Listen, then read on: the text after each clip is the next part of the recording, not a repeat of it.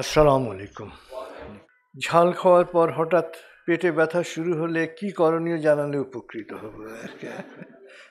ঝাল খেয়ে পেট ব্যথা হওয়া মানে হচ্ছে যে আপনার কোথাও কিছু সমস্যা আছে, ঘা আছে।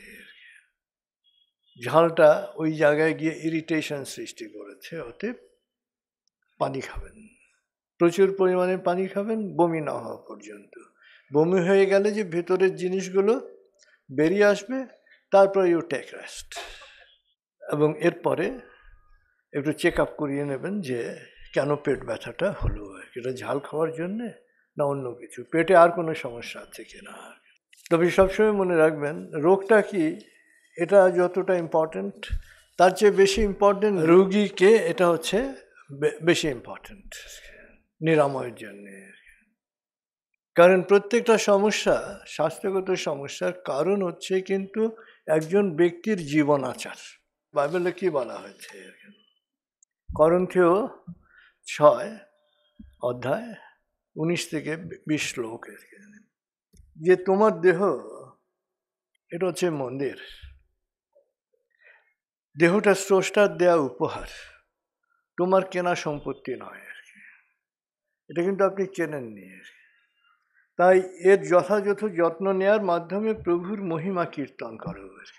অর্থাৎ যখনই আপনি যত্ন নিচ্ছেন, প্রভুর মহিমা কীর্তন করছেন।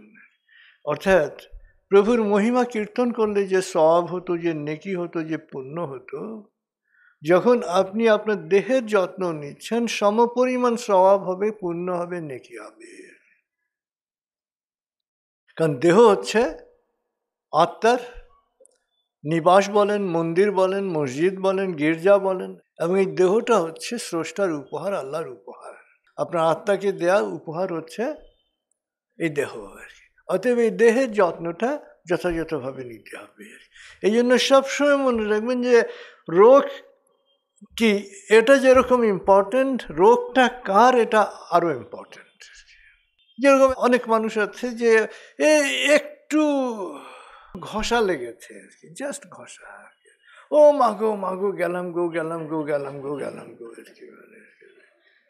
এবং তার ট্রিটমেন্ট আর একজন অনেক ঘষা খাওয়ার পরে বলছে যে একটু মনে হয় ঘষা লেগেছে, দুইজনের ট্রিটমেন্ট কিন্তু এক হবে না।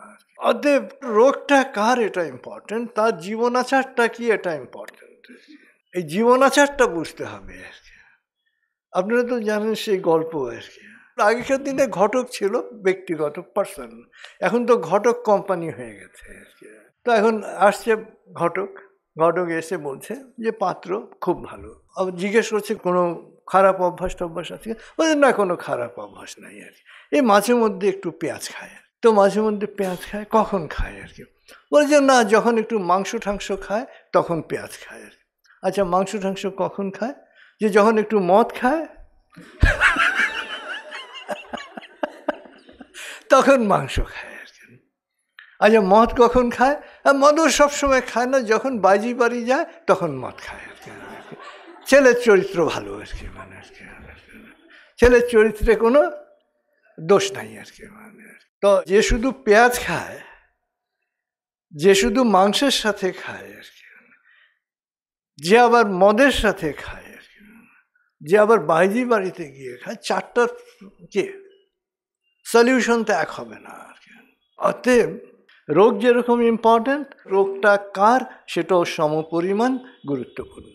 অতএব সবসময় মনে রাখতে হবে। এবং হিপোক্রেটিস কিন্তু ওই কথাই বলেছেন, গ্রিক দার্শনিক এবং চিকিৎসাবিদ, চিকিৎসা বিজ্ঞানী, যে রোগীর কি রোগ হয়েছে এটা জানার চেয়ে গুরুত্বপূর্ণ হলো রোগটা কার হয়েছে।